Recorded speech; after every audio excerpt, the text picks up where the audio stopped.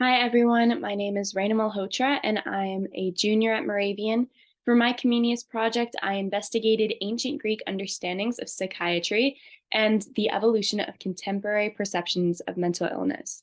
Now, for a quick overview, my research delves into the conceptions of mental illness in psychiatry in ancient Greece and sheds light on the historical perspectives that shape our modern understandings of mental health. By examining the philosophical, cultural, and literary works of ancient Greece, I was able to gain valuable insights into the roots of Western notions of mental illness. These historical perspectives have provided us with a broader context to critically analyze and challenge prevailing ideas about mental health, and therefore offer alternative viewpoints and potential solutions. Analyzing certain historical responses to mental illness can help us recognize biases, stigmas, and social marginalization that have historically surrounded those with mental health conditions. Through understanding the historical progression of psychiatric care, we can then identify the strengths and limitations of past approaches and then inform the development of more effective and compassionate contemporary practices. Historical perspectives can also challenge us to critically reflect on the current paradigms of mental health care and be open to integrating diverse perspectives and cultural understandings. Now, for some quick background and significance about this work, ancient Greece holds a significant place in Western culture, given that it's laid the foundation for many aspects of our society, even today, including philosophy, art, and governance. And the foundations are also still seen within classrooms as well. Greek philosophy and literature have played a crucial role in shaping mental health ideologies by presenting unique perspectives on the nature of the mind, emotions, and human behavior.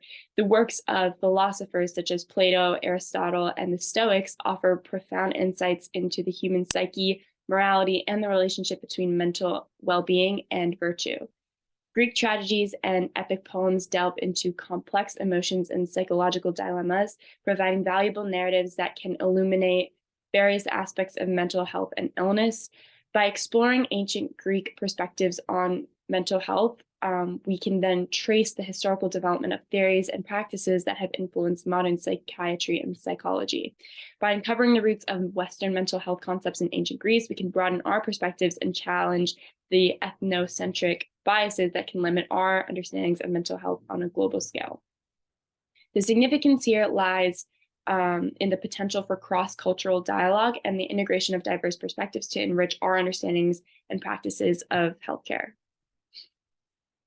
Now, zooming in more on mental illness within ancient Greece, I kind of broke this down into different theories and groups of people, starting with Plato, who held a kind of dualistic notion of the mind and body. His work provided a foundation for understanding mental illness by positing that there were separate entities with mental disturbances originating in the irrational aspects of the soul. Another idea that I looked at was the Hippocratic humoral theory, which proposed that imbalances in bodily fluids or humors could lead to mental health disorders, and it also emphasized the importance of maintaining harmony and balance within the body. The Stoics believed in close connection between morality and mental well-being, suggesting that living in accordance with virtue leads to inner tranquility and a healthy mind, while moral failings could result in mental disturbances. And then the Epicurean philosophy highlighted the pursuit of pleasure and the avoidance of pain as essential for mental well-being, and also emphasized the importance of moderation, tranquility, and the reduction of unnecessary desires to achieve a state of mental peace. Ancient Greek perceptions or conceptions of mental illness encompassed a range of conditions from mania, melancholia, and hysteria. And they also revealed the diversity of perspectives within the culture, providing valuable insights into the complexities of human experiences and the enduring questions surrounding mental health and well-being. Now focusing on the care and responses to mental illness, ancient Greece had sanctuaries, such as an example of this was the Asclepia, where individuals sought divine intervention and healing for mental conditions. The interplay of religion and mental health was evident through the use of rituals, sacrifices, and offerings that were aimed at appeasing the gods and seeking divine guidance for mental well-being. Reliance on religious practices for mental health care meant that the mentally ill were viewed through a supernatural lens, and also led to potential misunderstandings and limited secular interventions.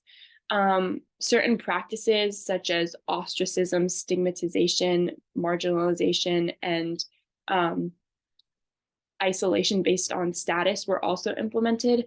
For example, with ostracism, the mentally ill individuals were often segregated or confined to avoid potential harm to themselves or others, reflecting the limited understanding of these conditions and also the fear that surrounds mental health conditions. In terms of stigmatization and marginalization, mentally ill people were seen as impure or possessed by spirits or punished by the gods. And this kind of reflects the challenges that were faced by the mentally ill in Greek society, as they were often seen inaccurately. In regards to social status, I think it's interesting because this kind of shows a parallel with what we see today as well. But more privileged individuals often had access to private care and specialized treatments, while those from lower socioeconomic backgrounds faced greater neglect and marginalization. And so this idea is still consistent in the modern world. We see that psychiatrists and therapists are essentially only available to the upper class or people who can afford that, which kind of demonstrates how mental health care still isn't a priority for many people. And then lastly, in regards to caregivers, oftentimes family members and slaves played a crucial role in supporting and managing the well-being of individuals with mental illness, often taking on responsibilities for their treatment and day-to-day care. These are some images that kind of show those care and responses that I just spoke about. And these aren't just specific to ancient Greece and the classical world, but more show how those foundations have led to like a widespread misunderstanding in different time periods and different areas of the world. But the one consistency here would be like a general misunderstanding of how to approach mental illness. Now looking at Greek literature and the human psyche, Greek literature can offer a valuable window into the human condition and provide a timeless insight into the depths of human emotions, motivations, and psychological struggles. And by examining these literary works, we can gain a deeper understanding of the complexities of the human psyche and its relevance to mental health. So one of the pieces of work that I looked at was the Euripides Media, which is a compelling portrayal of mental health, which showcases the destructive effects of jealousy, revenge, and despair on the human psyche. The play delves into themes of madness and the complexities of emotions. And by analyzing this, it kind of provided insight into the psychological dimensions of mental health. The other one was The Odyssey by Homer. And this work was a tapestry of the human psyche, and it explored the psychological challenges faced by the protagonist during his journey. The poem delves into the themes of identity, trauma, and resilience, and also sheds light on the intricacies of the human mind. And lastly, I looked at the Delphic prophecies, and the mystery and ambiguity that kind of surrounds these prophecies also contributed to the fascination with oracles and their influence on mental well-being. And this work also underscores the cultural significance of divination practices.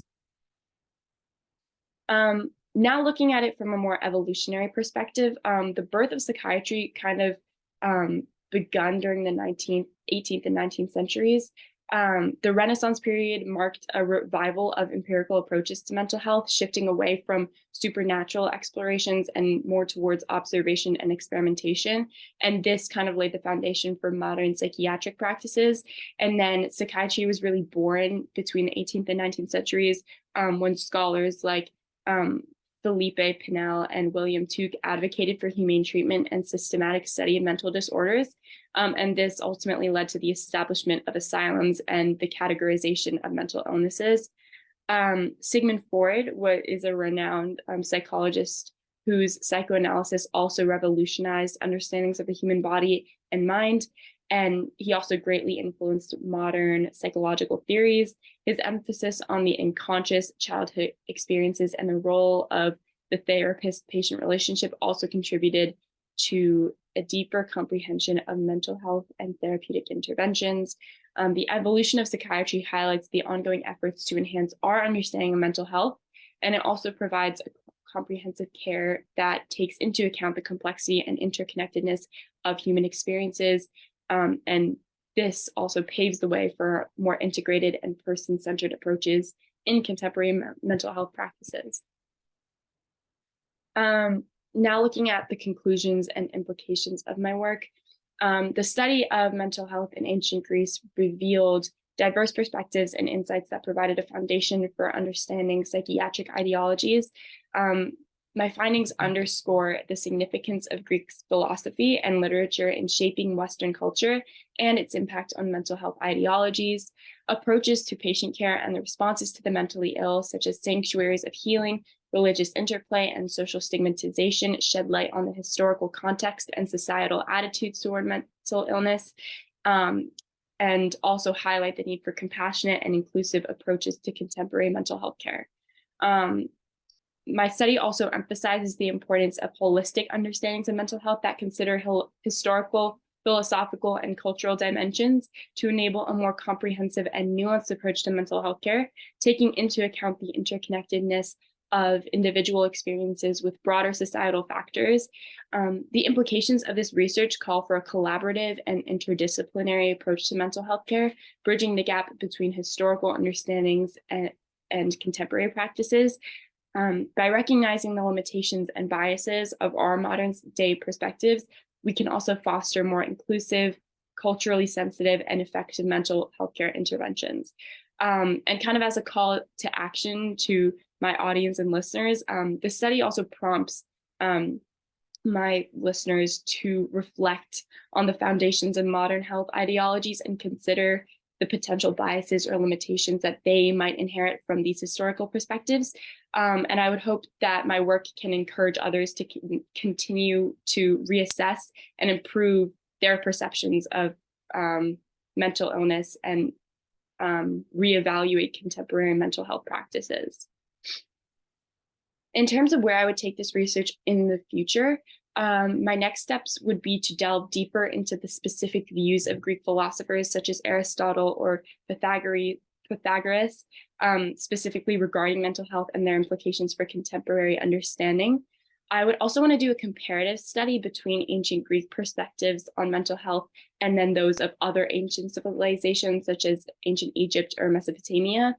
I would also want to explore additional variables that could influence mental health, such as societal and economic factors or gender roles or cultural practices, to provide a more comprehensive understanding of the complex interplay between individual experiences and broader societal context.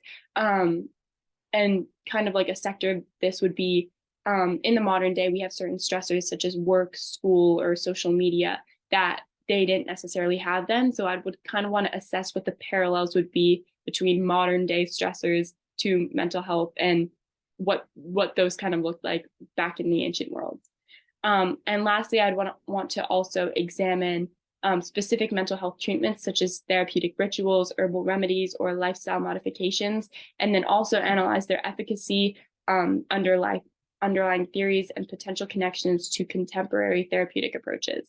Thank you all for listening, and I appreciate you taking the time to listen about my Comenius project. Thank you.